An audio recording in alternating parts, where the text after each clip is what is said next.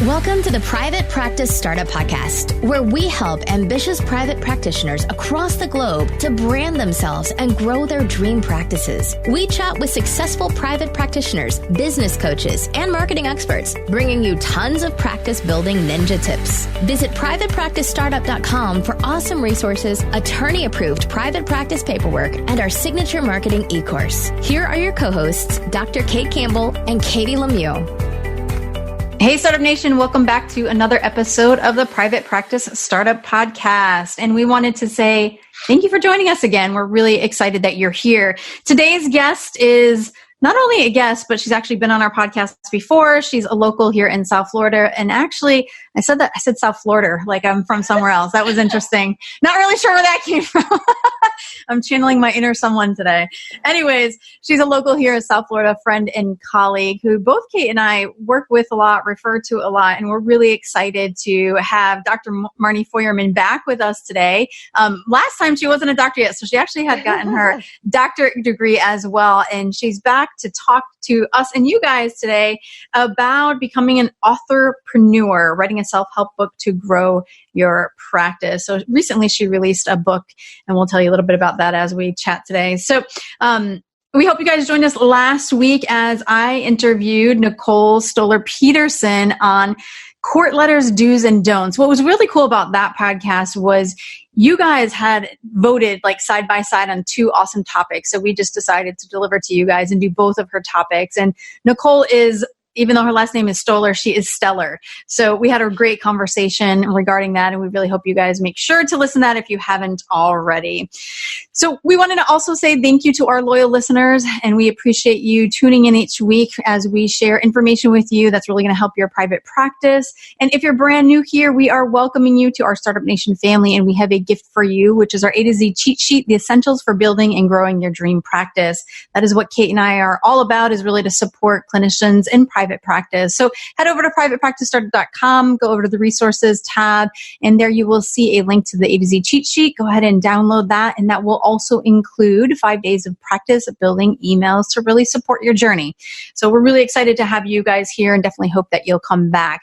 A little bit about Marnie. Marnie is a therapist here in South Florida. She specializes in relationship issues and is certified in emotionally focused therapy as well as discernment counseling. My number one top referral for discernment counseling.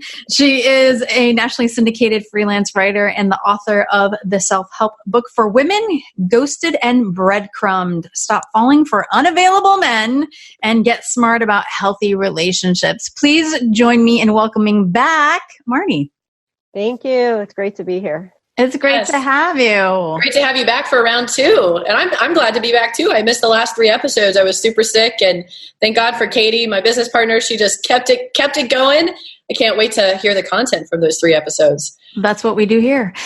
Marnie, tell us a little bit about the book.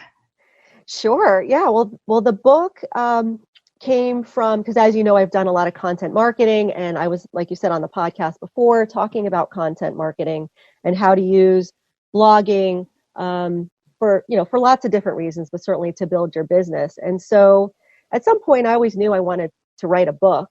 It's sort of a natural segue when you write a lot. And so the book came from, in part, a couple blogs I wrote that were pretty popular. They got a lot of views, a lot of shares. And so the topic had to do with women who are in, unhealthy relationships, sometimes even emotionally abusive relationships, or they're in a relationship with a married man, and it's kind of going nowhere, and so they feel stuck.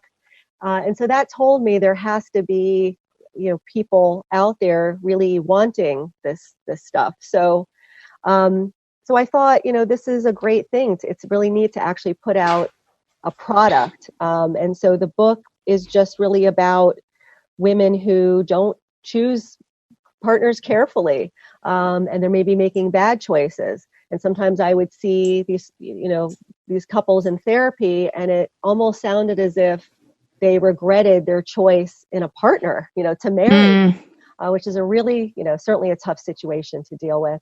And so if these women were just repeating these same patterns over and over and over, they really need to get a deep understanding about why they keep making these choices and why they maybe pick one bad partner after another.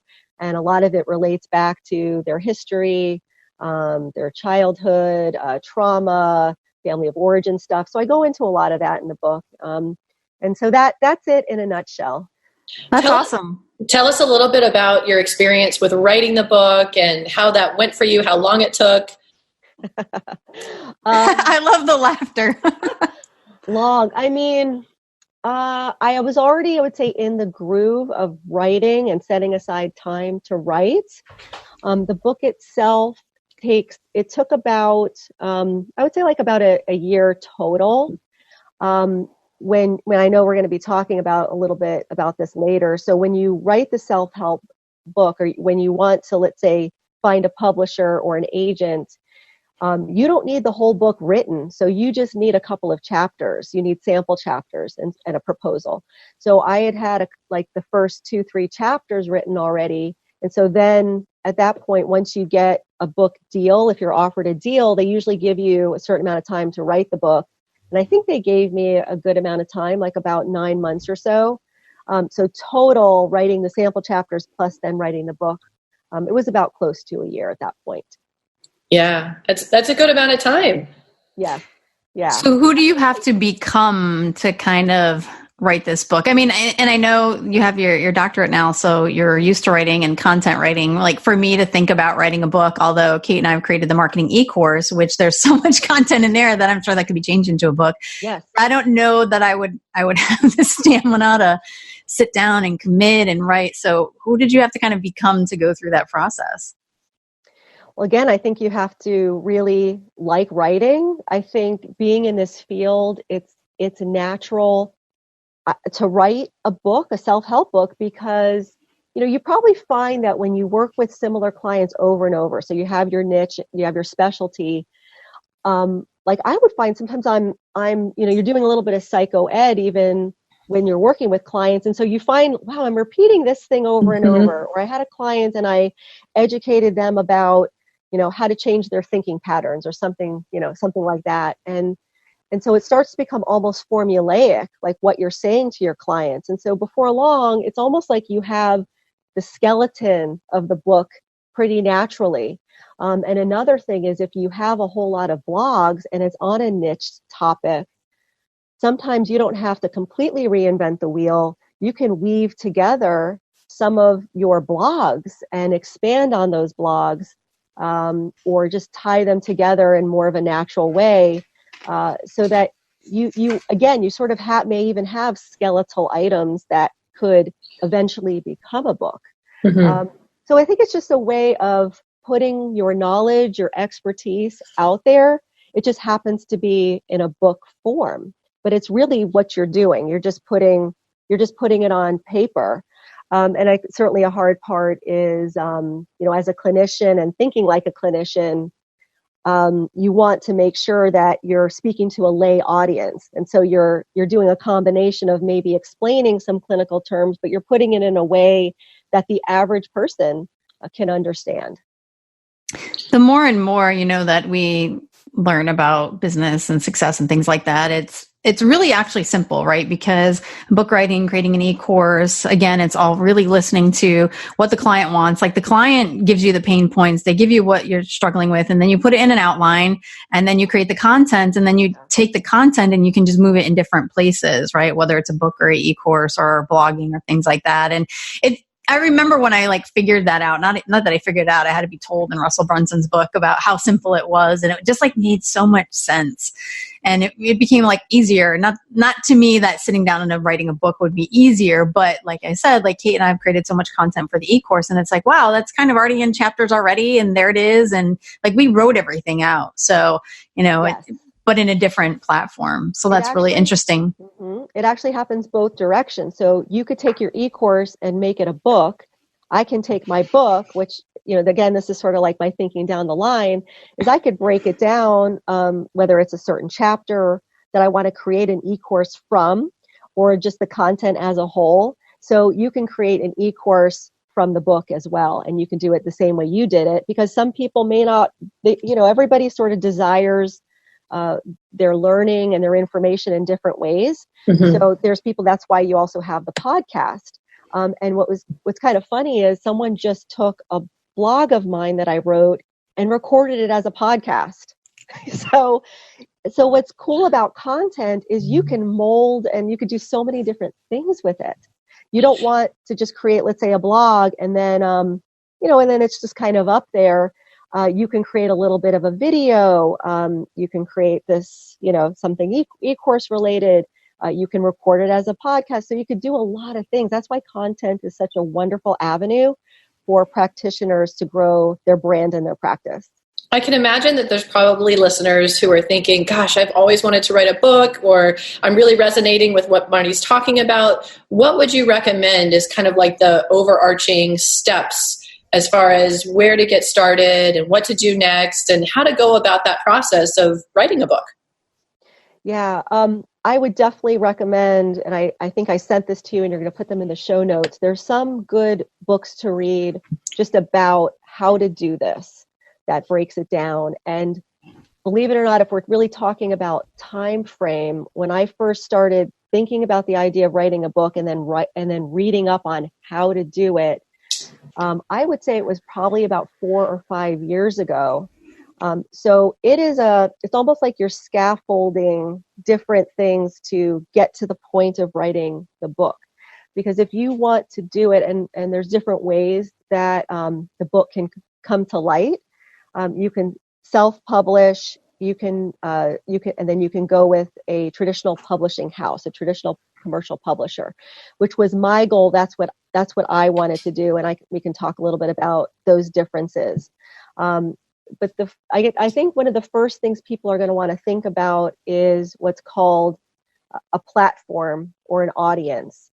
And this is a toughie because this is something, when I say I started 5 years ago, is because I didn't really have a strong platform. And that's really mandatory. You need to be able to prove, if you're wanting to traditionally publish, that you can sell your book. So how are you going to get your books in front of people? Who's your established audience? So like for what you're doing, you actually have a very strong platform because you have a Facebook group with thousands of people in it. You have a podcast. You're out there in the public eye. So people already know you, see you, they're familiar with your brand. So mine wasn't so good starting out. So I knew I had to establish that platform and that visibility first. And so that's one of the first things that you're going to want to start thinking about. Because if you want to do the traditional route, you want to be able to say, they're looking at you as, a little bit with dollar signs. They don't want to invest in you. A publisher doesn't want to invest in you and your book unless they know that you have some capability of marketing it and selling it. So establishing the platform is probably one of the first steps. Then what's the next step from there? The next step would be, if you're going the traditional route, is to start doing that outline of the book and what tells you, again, that this is a topic people want. So, for example, if you're blogging and you're like, wow, these articles are really popular, or I have a podcast and these are the podcasts that were downloaded the most. That's data, that's information for you. Along with what your expertise is. So let's say it's like mine being, couples or relationship issues. It's sort of like you're marrying all these things together. And so then you're going to want a very rough outline of your book. What's the overall topic? What are the chapters going to look like? What's the content I'm including in each of those chapters? So we call that like an annotated table of contents, which is just the general topic for that chapter. And then just a little summary for what's in that chapter. And so then you're piecing together, you're kind of getting an image of how your overall book is going to look. And then you've got to search for publishing houses that are a good fit for you. So if your platform is really big, really strong, let's say you're already famous, we'll take Brene Brown, for example. Okay, Brene Brown has this huge platform, so she's probably going to go for one of what's called the big 5 publishers, like Random House, let me think, what are some other ones? Simon & Schuster, HarperCollins, those guys. People like us, like me and you, and chances are we're going to have much bigger success with what's called a small to mid-size publisher. So that was my publisher, New World Library. These are legit publishers, but often they tend to specialize in certain things. Like I'm sure you've also heard of New Harbinger or Hay House. Mm-hmm. So these are publishing houses that already do nonfiction works. They might already do self-help, maybe spiritual literature. So this is already their thing, their genre.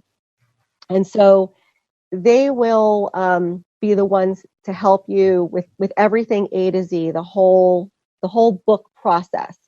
And they also don't take any money up front. They don't charge you. In fact, sometimes they pay you an advance so that you write the book, and they pay you a little bit up front. Wow.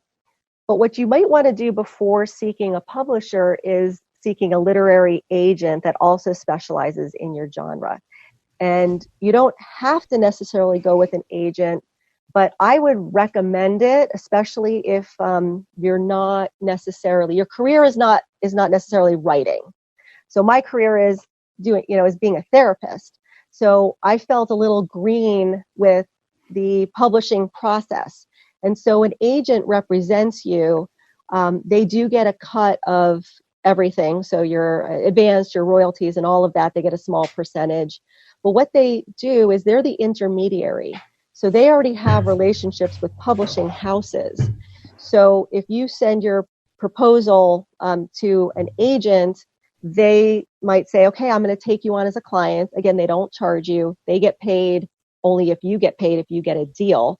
But they have relationships with these publishers, and so they get it in front of the right people who will see your work. But then that also, I need to talk a little bit about the proposal here, because before you do that, I want to jump into the proposal, but before we do that, I'm like so involved in the conversation. I'm like, oh, we got to take a quick break for our sponsor. So let's just go ahead and do that. There are so many ways to keep your practice organized, but Therapy Notes is by far the best. Their easy to use, secure platform lets you not only do billing, scheduling, and progress notes, but also create a client portal to share documents and request signatures. Plus, they offer amazing unlimited phone support. So when you have a question, they're there so you can get help fast. Get started with Therapy Notes today, trusted by over 60,000 professionals. Go to therapynotes.com and enter promo code PPS, as in Private Practice Startup, and you'll get 2 months for free. Also, you can listen to episode 54, where we interviewed Brad Pleiner and took an in-depth view into their EHR. Are you feeling stuck, overwhelmed, and frustrated, not knowing where to start or how to grow and scale your private practice? You've spent years in school and a ton of money getting your degree, but you weren't taught the necessary branding, marketing, and entrepreneurial skills needed to be successful in private practice. We get it. We've been there. We're Kate and Katie from the Private Practice Startup. We've spent a crazy amount of money and over a decade learning and perfecting a proven marketing strategy that works. Let us teach you the step-by-step proven system to help you fill your practice with the clients you love and live the life you've always dreamed of. Visit privatepracticestartup.com. Look for the eCourse tab to learn more and see the amazing results our coachees have been achieving. So tell us about the book proposal. Okay. The proposal is generally what you're piecing together that tells you, what tells somebody, whether it's an agent or a publisher, it's sort of a broad overview of what the book is about and who you are, how you plan to sell it, who's your target audience, how you're going to help with marketing, promotion, publicity, what your platform is. And then another piece that's included in there is you want to compare you want to do an analysis. So you want to look into competitive books. So books that are already out there about your topic. And you're going to want to put, let's say 3 or 4 books in your proposal that show that, hey, these books, did well. There's a market for it. But here's why my book is different, why mine is unique. How come my book is needed? So let's say, let's say like I'll throw out like a big, a very popular book that I hear about right now, which is like 5 love languages. Okay, which we know did remarkably well. But let's say you're writing a book that's very similar to 5 love languages. And so you're able to say, this book did great. It was a bestseller. It just flies off the shelves. And this is very popular.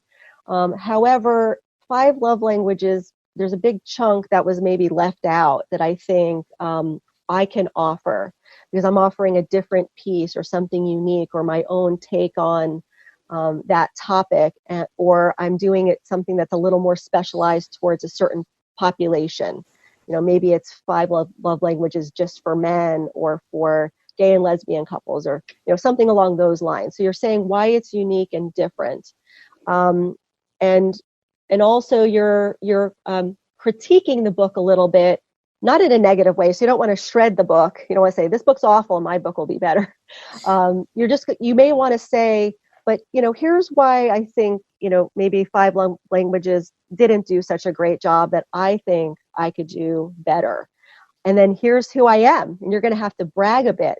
So not just your education, your credentials, but anything else, like if you've won certain awards, if you've done certain presentations, similar, if you have a podcast where you're already discussing this topic, if you do certain activities that show why you are the best person to write that book as well. And so when I know at the end of the show, I'll tell people where they can get this general template where I go over section by section what's supposed to be included in a proposal, because this could be really, a bit of an overwhelming process. But this is sort of your sales paperwork. This is what goes before an agent or a publisher first, so that they're looking at all of this and they're saying, wow, I want to hear more, or I think I want to give this person a chance. I think they have what it takes, and they've shown by this proposal that they're worth us taking a risk, putting some money up front so we can get this, we can get this book out for this person. Very cool. Time and time again, and for our coachees that are listening, I just constantly hear Kate and I teach about all the foundation of marketing, and we talk about how the system is the same wherever. And it's just so interesting as I listen to you talk about, who's the ideal client, basically what problem does the book solve? And you talk about that analysis between other books and what you can offer. And what's interesting is you talk about yourself last. And so when we talk about writing your About Me page, it really isn't about you, right? Is you're showing how you can impact, a specific population or a specific issue, and then kind of talking about yourself last. So I just always hear the template in my mind in marketing, and it just continues to affirm, that, once you know a system, it becomes easier, but the foundation of marketing is really critical for everything. So it's just interesting as you were talking all about that. Yeah, it is kind of interesting. But yeah, about that part about you kind of about your expertise, so to speak, kind of comes last. Because again, first they want to know that you're going to sell the book, that they're going to make money. They're not going to lose money, off of you. So yes, that is very important. This is incredibly helpful for you to break it down into the step-by-step process, and it sounds doable, which is exciting. And I'm wondering about the marketing process. Once your book got officially published, talk to us a little bit about what your marketing journey has been and what's been working in terms of everything that you've been doing. Yes. I think right nowadays, I don't think this was what it was like long ago, but right now the burden to market and promote the book is heavily on the author. So if that's not your thing, or you don't like doing that, this may not be a venture for you, or you may want to do something smaller scale or self-published, but the publisher is going to expect you to do this. And so they help you a little bit. They have a PR department, but that PR person is representing all of the authors in that publishing house. So they might have 20, 30 authors that they're trying to, get them into certain, whatever media outlets they can help them with. So if you already have media contacts, that's very helpful. So what I did is I just reached out to anyone and everyone that I've ever had a contact with in the media, but also other professionals, other authors, people I've had contact with that already have written books, that I may have met along the way or established some type of relationship along the way for. And a lot of times it's it could be a little bit of like, I'll scratch your back if you scratch mine type of thing. It's like, well, I reviewed, let's say, a book by somebody who, I think it was like Michelle Weiner Davis, for example. So when I was writing for, was about.com at the time, I read her book and I reviewed it online. And so then here I am a year later saying, hey, would you mind reading my book and perhaps providing an early endorsement for my book? So it's a little bit of a trade-off. So all these contacts that you're having along the way, you reach out to, just like I reached out, to you to say, hey, would you want this on your podcast? So part of, again, what you're putting in your proposal about your marketing strategy is that, you're going to have to name drop a little bit. You're going to have to say, I was quoted in 20 different articles because of Haro, and you've probably done shows on Haro, help a reporter out. So I was actively doing Haro for a couple of years. And so those writers, those journalists tend to reach out to you a lot. And so later on, you're saying, I know the journalist who frequently writes for this media outlet, and I'm pretty sure she would maybe do a little feature or do something to help me out. So you're naming all of these contacts you've already had, these people you already know, whoever who can help you leverage the publicity for your book. And so you're going to want to be establishing that certainly along the way. And again, when I say I started out a few years ago, this type of thing was already on my mind, that I knew I had to do these things before I could just go out and get a book deal. So really everything that you do in your business is really helping you out and having that conscious. I know sometimes we just go along and then it's like, oh, well, now I realize like all that stuff I did is helpful. But if you can kind of consciously implant it in your mind that, if your long-term goal is to write a book or whatever it is the actions that you take now are really probably going to help you in the future. So I like that. And I also like, and I think, again, my mind's always in marketing, right? So like, I love the way that, you didn't do it for this purpose, but it was the networking aspect of you help someone out first, right? Before you have an ask. And most often then they're willing to reciprocate because, you've done something for them. So that's really cool. I'm just wondering, Marnie, how has this impacted your private practice? Like what effects has having a book had, on your business? Sure. I mean, I know we hear this phrase a lot, being that in marketing, and if you're marketing your business and branding yourself, people have to know you, like you, trust you. Okay. So I think that's really what it's done. It puts you out there as an expert. People automatically see you, as an expert in a certain topic. And so I think it's helped in that. I think you're automatically, I think, just seen differently. You've established credibility. You've already been, vetted, let's say a publisher who says, yeah, your work is good. Your work is good enough that we're going to pay you for it and put this out there. And so I think people automatically, that just gives you, again, I think that credibility and that view that you're an expert. And I think that happens right away. So when people are also out there, let's say in a saturated area, and they're looking for a therapist for something, and they say, oh, but this person actually wrote a book about this. She must really know what she's talking about. You're right away rising above. You're looking as the cream of the crop in the sea of lots of different therapists, lots of different competition. So I think it's really helped in that way. Very cool. In all the business trainings that I've gone to, I hear so many times people say it's not about the book and it's not about like getting rich off the book. It is about what you just said. It's about the credibility, the expert role and things like that.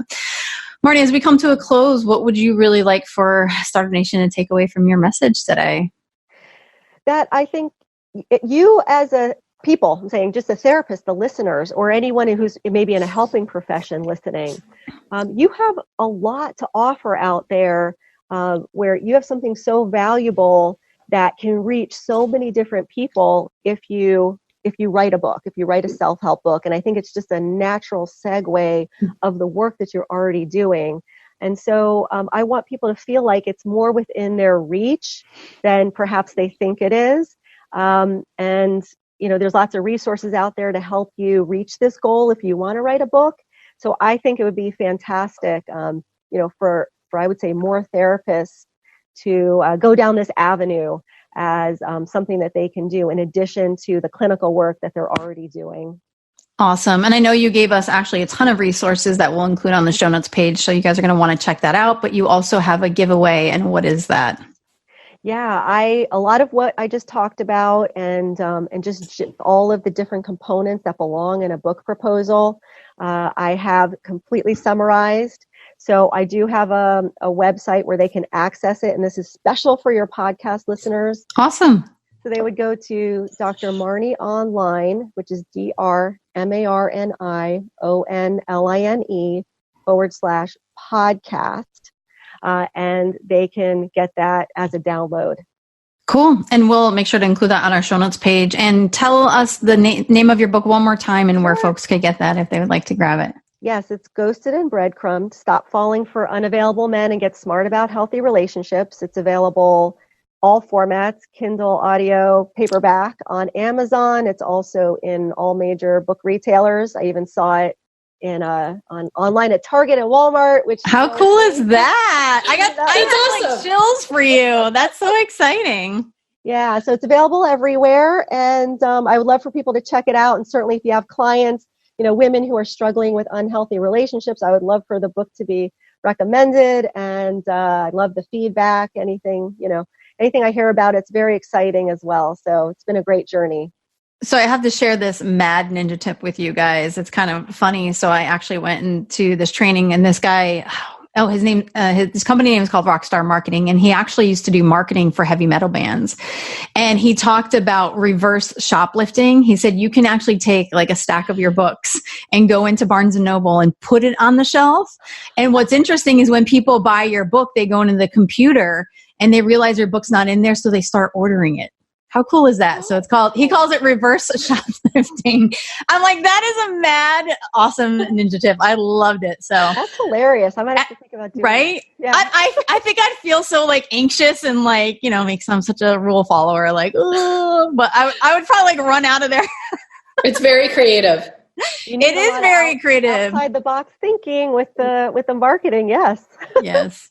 It's been so great having you on today, and really appreciate you coming back for round 2. We'll put the link for round 1 of your podcast episode where you talked a lot about the content marketing in the show notes as well. And we want to take a moment to give a shout out to our Startup Nation superhero for this episode, who is Cheryl Tarnofsky.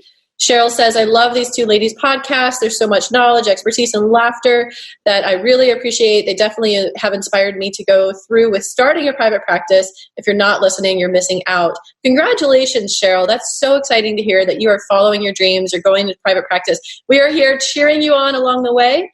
And you guys want to make sure that you join us next week for Sarah Gershon as we talk about the 4 mistakes you might be making on your therapist website. So check that out again. This was another request by you guys. We are really doing a lot of work to assure that your voice is being heard and the topics that you guys want to hear. So Startup Nation, we'll see you next time. Have an awesome and inspired day. Take care, everybody. Thanks for joining us on The Private Practice Startup. Visit theprivatepracticestartup.com for awesome resources, free trainings, attorney-approved private practice paperwork, and so much more.